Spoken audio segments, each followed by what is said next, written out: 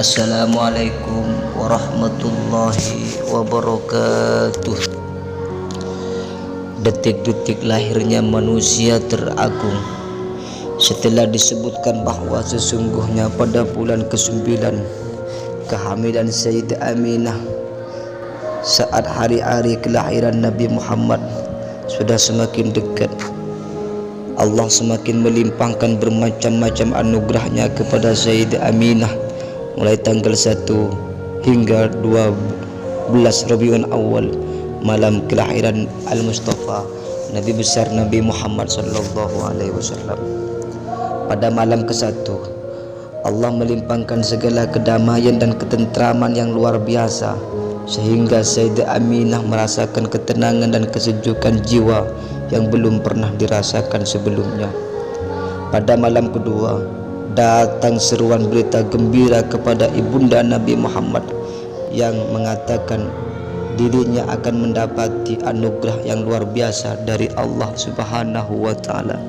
Pada malam ketiga datang seruan memanggil, wahai Aminah, sudah dekat saat engkau melahirkan Nabi yang mulia, Nabi yang agung, yaitu Rasulullah sallallahu alaihi wasallam, yang senantiasa memuji dan bersyukur kepada Allah Subhanahu wa taala. Dan pada malam keempat Sayyidah Aminah mendengar seruan bermacam-macam tasbih dari para malaikat secara jelas. Dan pada malam kelima Sayyidah Aminah bermimpi bertemu dengan Nabi Ibrahim alaihissalam. Dan pada malam keenam Sayyidah Aminah melihat cahaya Nabi Muhammad memenuhi alam semesta. Dan pada malam ketujuh Sayyidah Aminah melihat para malaikat silih berganti saling berdatangan mengunjungi kediaman, membawa kabar gembira, sehingga kebahagiaan dan kedamaian semakin memuncak Siti Aminah. Pada malam ke-8 Sayyidah Aminah mendengar seruan memanggil di mana-mana. Suara tersebut terdengar dengan jelas menyerukan, berbahagialah wahai seluruh penghuni alam, telah dekat kelahiran Nabi Agung kekasih Allah, pencipta alam semesta. Dan pada malam ke-9 Allah semakin mencurahkan rahmatnya kepada Sayyidah Aminah, sehingga tidak ada sedikit pun rasa sakit dan sedih susah dalam jiwa Sayyidah Aminah. Dan pada malam ke-10 Sayyidah Aminah melihat Taif dan Mina ikut bergembira menyambut kelahiran Nabi besar Nabi Muhammad sallallahu alaihi wasallam.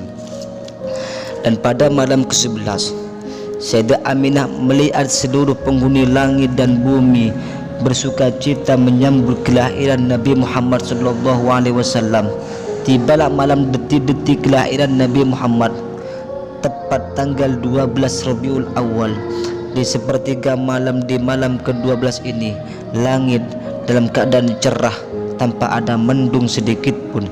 Saat itu Abdul Muttalib sedang bermunajat kepada Allah di sekitar Ka'bah, sedangkan Sayyidah Aminah sendirian di rumah tanpa ada yang menemaninya.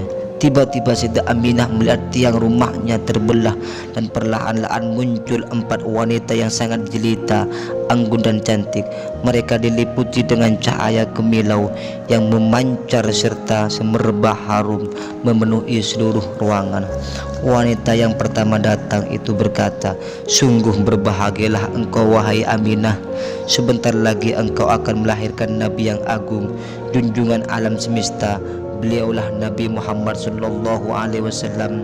Aku adalah istri Nabi Adam wahai Aminah, ibunda seluruh umat manusia. Aku diperintahkan Allah untuk menemanimu wahai Aminah. Kemudian datanglah wanita yang kedua menyampaikan kabar gembira. Aku adalah istri Nabi Ibrahim yang diperintahkan Allah untuk menemanimu wahai Sayyidah Aminah.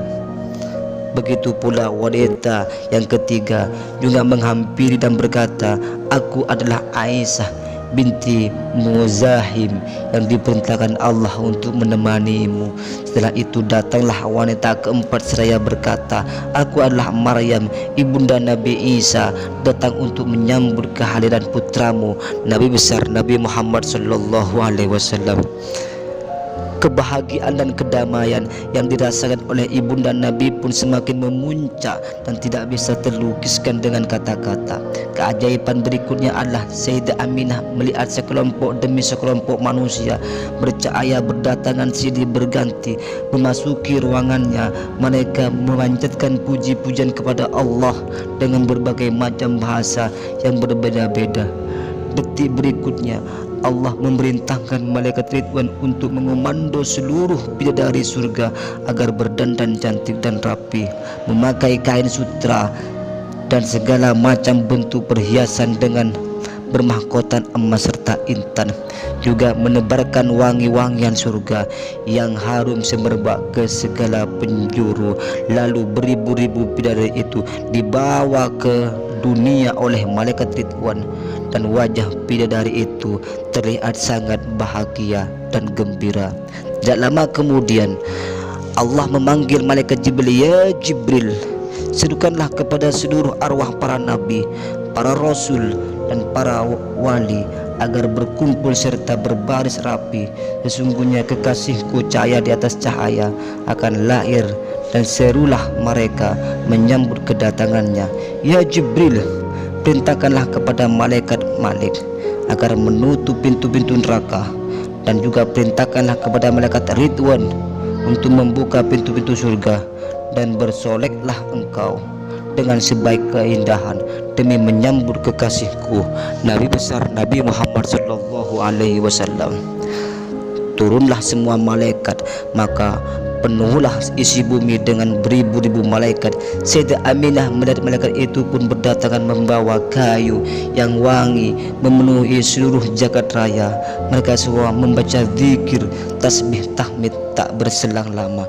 Datanglah burung putih yang berkilau cahayanya mendekati Sayyidah Aminah.